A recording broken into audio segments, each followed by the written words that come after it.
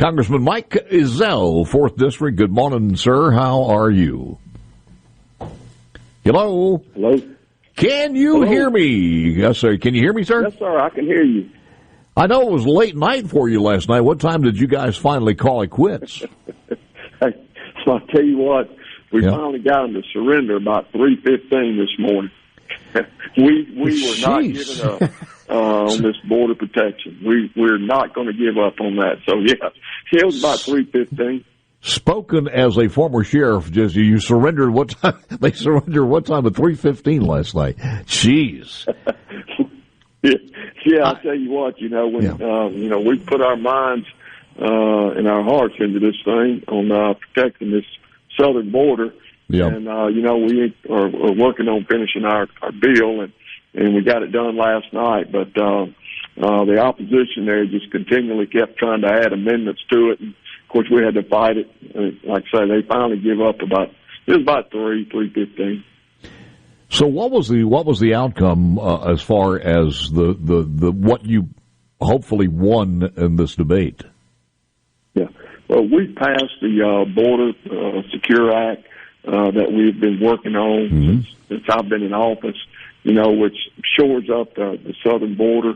It tries to get them to continue building the wall. There's material laying on the ground down there that's already been paid for. And if I'm not mistaken, some of these contractors have already been paid to put it up. So we need to finish that wall down there and get some new technology operational so that we can secure that southern border.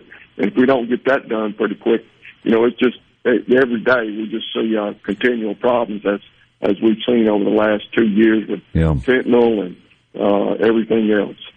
We are only a few days away from this Title 42 being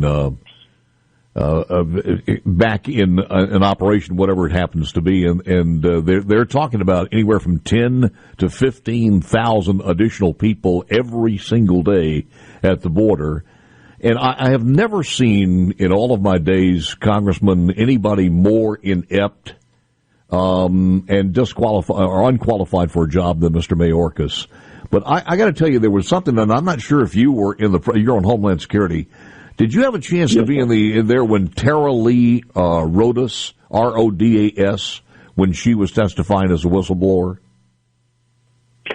No, I didn't hear that.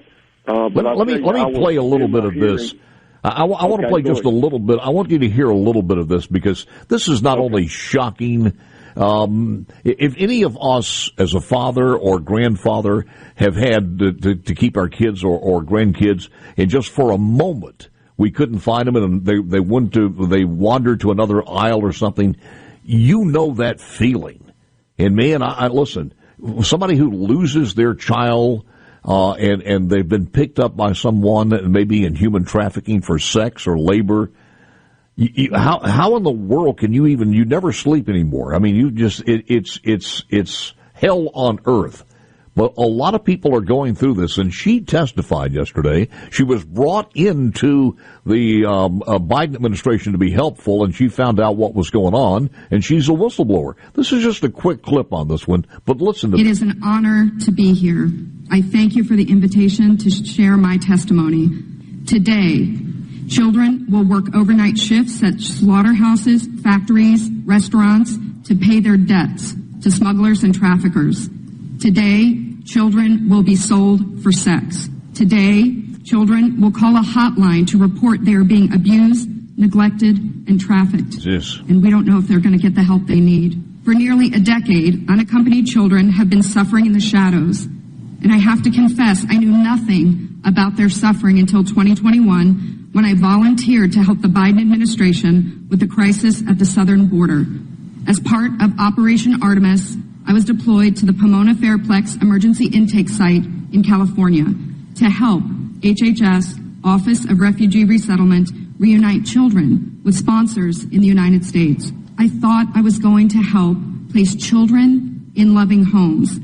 Instead, I discovered that children are being trafficked through a sophisticated network that begins with recruiting in home country, smuggling to the U.S. border, and ends when ORR delivers a child to a sponsor. Some sponsors are criminals and traffickers and members of transnational criminal organizations. Wow. Some sponsors view children as commodities and assets to be used for earning income. This is why we are witnessing an explosion of labor trafficking. Now, whether it's intentional or not, it could be argued that the United States government has become the middleman in a large-scale, multi-billion-dollar child trafficking operation that is run by bad actors seeking to profit off of the lives of children. And Congressman, if they wanted to start solving this situation, they could pass the bill that you guys worked on last night. Absolutely. And I'll tell you this, I heard some of this. We've heard various stories from different people about some of these kinds of things, and that is just heart-wrenching. Like you were saying earlier, if that was, I lost my child or my granddaughter, and think that something like this could be happening to them in the United States of America. And for this administration to ignore the suffering of these people is absolutely unacceptable. That's why we stayed here until 3 o'clock this morning fighting with these people who absolutely think it's okay to let these folks just pour across this border. And I'm telling you what, I'm not going to rest until we get something done about this. Did you have any Democrat support at all from on this bill? None. Zero. Not one did we get to support us or even listen to us. All they did was criticize us last night. One even introduced an amendment blaming climate change for the reason why people are coming to the border. Now, you know, they're always going to try to circle back around to this climate hoax. It's the reason why everything is going like it is right now. Absolutely ridiculous. We're trying to secure the border, and if we don't get this border under control, we're not going to have a country to protect anymore. And again, I'm going to fight this to the last breath in me.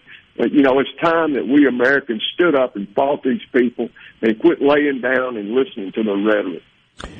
I don't know how you'd fare, but I have an idea that you'd have a lot of acid reflux if you came into this position as a new congressman and you didn't have the gavel. At least now you have the gavel, but if you didn't, you just felt like you're spinning your wheels. And I can't even imagine how that would feel. But they did the same thing as far as the women's sports on Title IX. I don't think there was one single Democrat vote for that one. Also, the Republicans raised the debt ceiling while cutting spending. It passed by a narrow margin yesterday in the House. You want to speak to that? Yeah, I'll tell you what, you know, that was a nail biter there for a few minutes. Mm-hmm. And, you know, we got that thing passed. And, you know, we have got to at some point get this spending under control. If we don't do this, you know, we cannot just keep printing money. You know, this Limit, Save, Grow plan is going to put people back to work. It's going to save taxpayer money over 10 years, over $4.5 trillion over 10 years, and we're not cutting anything from Medicare or Social Security. We're taking care of our military. We're taking care of our senior adults, and we've got to get this under control. And now that the Republicans have this slight, slim majority, just look at some of the progress we've been making. We are actually making people come to work and do their job. And, you know, every one of us gets up and goes to work every morning if we're able-bodied. And, you know, I wouldn't want to stay home. I want to go to work. I want to be a good citizen, and I want to teach my children and grandchildren the same thing. But if we don't get this border under control and this spending under control, we're not going to have a country. And we'll come back on the other side of this one, but just going into this break here, if folks haven't been watching into the hearings, and you almost have to watch these because some of the hearings have been where are your people from the Department of Defense or many of these agencies asking, where are they? Because you're asking for more money to hire more people, and then they show pictures of the parking lots, and there is maybe 6 cars where there ought to be 1,600 cars. And then they ask them, is this a work day? Yeah, it's 10 o'clock in the morning. Where are your people? Well, you know, we still have some on COVID working from home.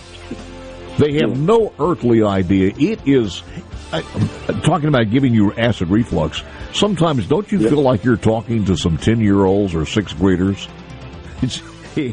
How do you argue with those people? Back to Congressman Mike Ezell, live in Washington, D.C. after a long night last night, but we were talking about several different things and how trying to communicate with these people, and everybody wants to be, bipartisan and work together, but it's I can't imagine even how you can come together as loony as these people are. You are exactly right, and I tell you, just like last night, when the cameras go on, you see just how they really feel, and calling us all sorts of names, because we want to secure the border. We're these such bad people because we love America and we want to secure the border. We want to take care of our families. We want to have an America that we grew up in. We want better for our children and grandchildren and fellow citizens. And it just shocks me the way that they react to simple law and order. I've been a police officer 42 years, three-term sheriff, and I told Mayorkas last week or 2 weeks ago we had him in there. I said, as a sheriff of Jackson County and a police officer my entire life, if I wasn't enforcing the law, the people would remove me from office. And it's just it's sickening to see that the way this border is being handled right now. Yeah. And the other thing, too, is to say something that is outright wrong and say it so many different times that the only reason you're doing that is because apparently it's working for some people who are eating. Well, for instance, the vice president, this was, I think, yesterday. In less than 3 weeks, Title 42 will expire, and already there is reports that there is thousands of migrants waiting at the border. We also have reports that the CBP One app is not working. And according to the U.S. Customs, they are expecting at least 10,000 migrants every day at the border. How are you getting ready for that? So you probably know that under the prior administration, they essentially dismantled the system and broke it. And we have been, since we came in office, attempting to fix it in a number of ways. If anybody goes to Congress with any hair, how do you not pull it out?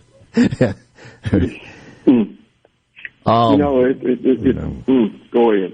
No, I mean, that one, I think we did play that one yesterday, but I wanted to play it again for you. But it's just absolutely amazing that they could say things like that, that it was broken and he dismantled everything when you had actually, as a matter of fact, all of that surplus that's laying on the ground out there was stuff that he had, and if we had a second term right now, we wouldn't have any of this problem. No, we would not, and I can tell you this, that our Border Patrol's already overwhelmed. And when they start really coming in here, they're coming in here because they've been invited in here free of charge, and they're getting all these services that are just unbelievable. And, we were accused, last night of, being hateful and we don't care about people and all these sorts of things. They're getting better care than a lot of people right now. I've been to the border. I've seen the way that these folks are treated once they get here. And, they've provided food, shelter, warm clothes, clean bath, and all the things that are needed. And it is just unbelievable to be accused of so many things that are just not true. And it's very discouraging, but I can tell you this, that just makes me want to work harder, and that's what I'm going to keep doing. And I understand that. Out all the fairy tales they want to, but we're going to keep working and telling the truth.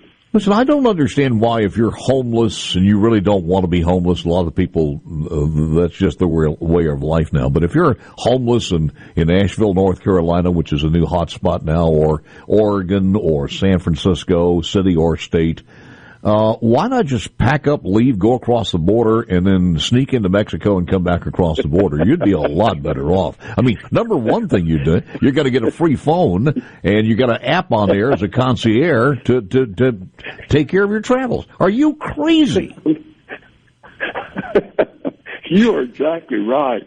And I'll tell you what, when we were down there a couple of months ago, I was talking to these Border Patrol agents, and the way they were being overwhelmed and the way they were being forced to be nursemaids instead of law enforcement officers, it's just ridiculous. And this is by design by this administration to pull these men and women off the line, put them in desk jobs doing administrative things when they can be out there protecting the citizens in this crisis that we have. Congressman, never give up the fight, sir. You have to wonder, you have to hope, I should say. You have to hope that we're still, and I mean we, patriotic Americans, regardless of who they are, what the political ideology is, just patriotic and understand and can see how wacky this is. And we have to hope we're in the majority, and we have to also hope that the thing that's missing here is we're not speaking up loud enough and strong enough. But we're glad you are in Washington, D.C. Thank you after a long night for taking the time, sir. Hey, thank you for the opportunity, and I look forward to serving the people of Mississippi. We got you. Love to have you in the studio when you come back home. That is Congressman Mike Ezell. Douglas Carswell.